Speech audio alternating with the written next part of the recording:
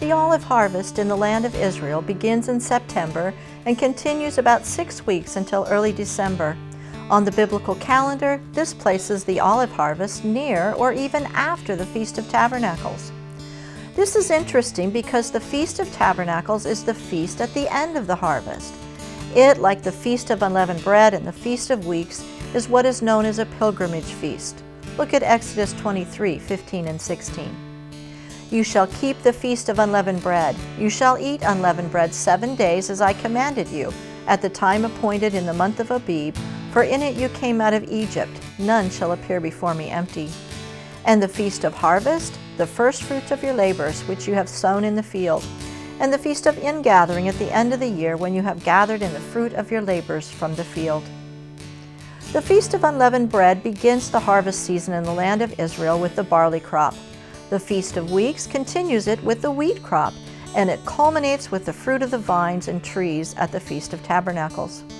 So what is the deal with the olive harvest? Why is it primarily after the Feast of Tabernacles? I'm Brenda Cathcart, and this is Shadows of the Messiah.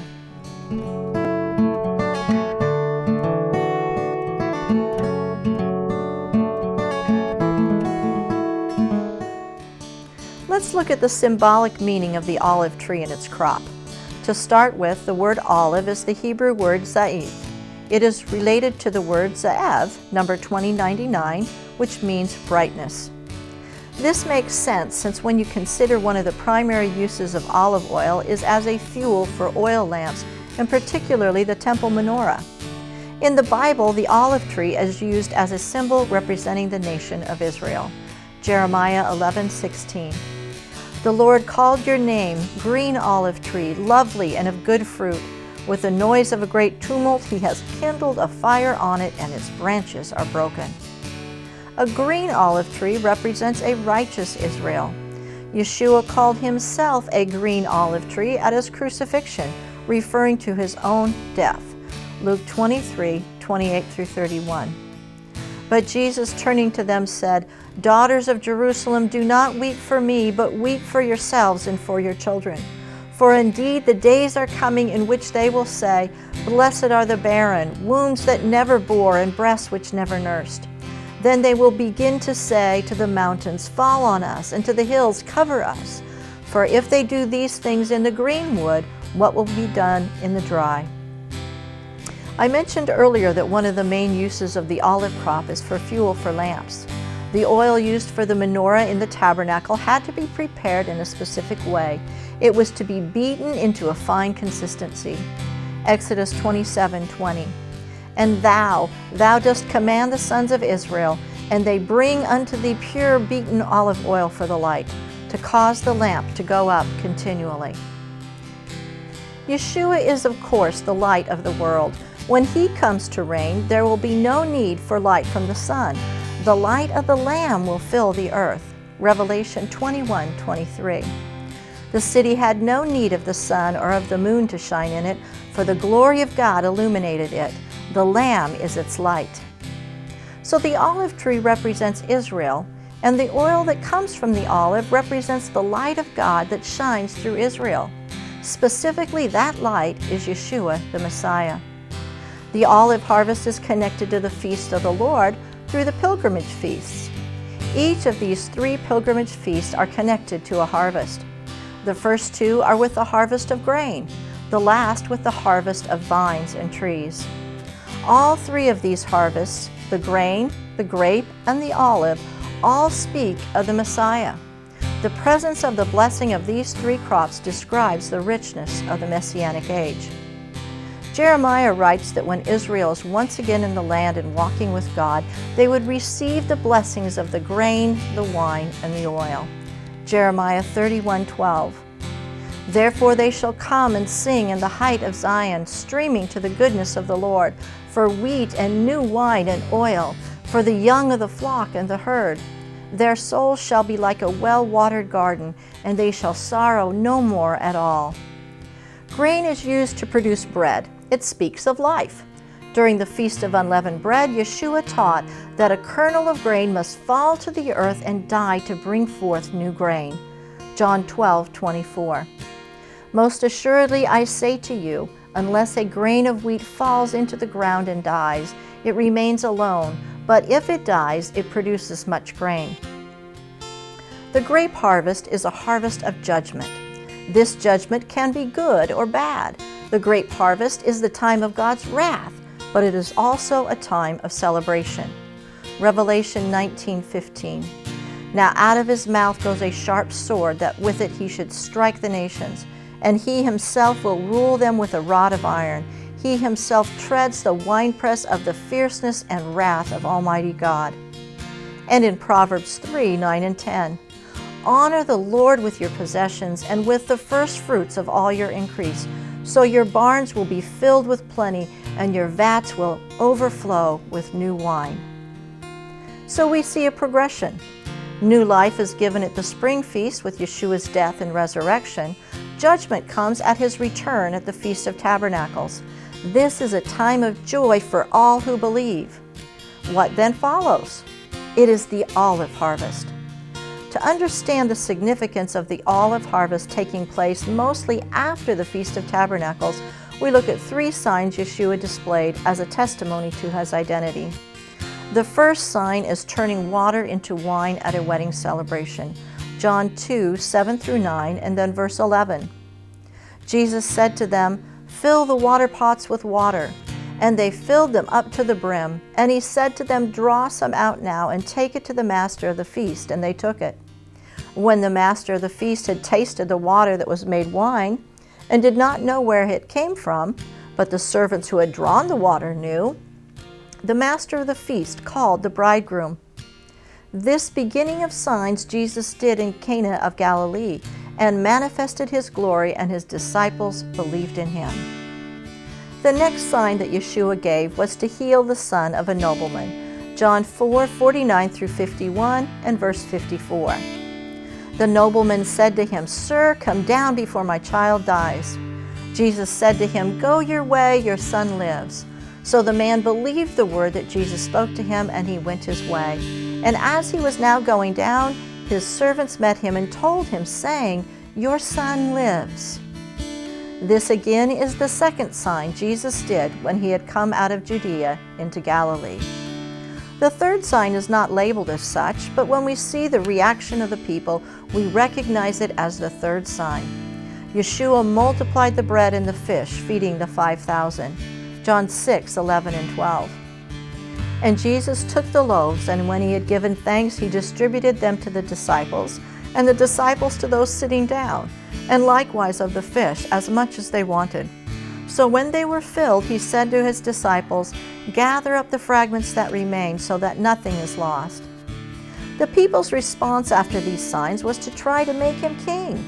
He had turned water into wine, which involves the grape. He multiplied the bread, which involves the grain. This involves 2 of the 3 elements of the Messiah. But where does the olive oil enter the picture? Oil is used to anoint a person for a specific task. In particular, it is used to transfer or confer authority. Aaron and his sons were anointed as priests. Kings were anointed at their coronation. Joshua was anointed at the transfer of authority from Moses to him. The title Messiah is the Hebrew word Mashiach, meaning the anointed one. When Yeshua healed the nobleman's son, he spoke words of healing with authority, and the nobleman believed. We see this same word of authority when Yeshua healed the centurion's son. Matthew 8:8 and 9. The centurion answered and said, "Lord, I am not worthy that you should come under my roof, but only speak a word, and my servant will be healed. For I also am a man under authority, having soldiers under me, and I say to this one, 'Go,' and he goes, and to another, 'Come,' and he comes, and to my servant, 'Do this,' and he does it." When Jesus heard it, he marveled and said to those who followed, "Assuredly I say to you, I have not found such great faith, not even in Israel." The centurion, a Gentile, recognized Yeshua's authority to heal. Oil is not only associated with authority to act, but is also associated specifically with the act of healing. James tells us that when we are sick, we are to call for the elders and be anointed with oil. James 5:14 and 15. Is anyone among you sick? Let him call for the elders of the church, and let them pray over him, anointing him with oil in the name of the Lord. And the prayer of faith will save the sick, and the Lord will raise him up. And if he has committed sins, he will be forgiven. The presence of the oil is implied when Yeshua exercised his authority to heal. So this time of the olive harvest that occurs after the end of the Feast of Tabernacles is the time of the authority of Messiah. The first appearance of a word in the Bible is often the most important. What is the first appearance of the word olive? It is after the flood, when Noah sent out the dove to see if the waters had receded from the earth after God's judgment. Genesis 8:10-12. And he waited yet another 7 days, and again he sent the dove out from the ark.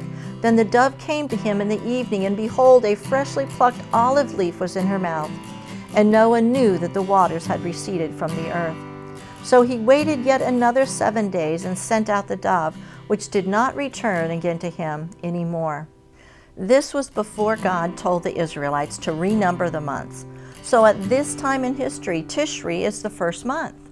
The dove returned with the olive leaf on the 17th day of Elul, right before the fall feast began. On the 24th, Noah again sent out the dove, and it did not return.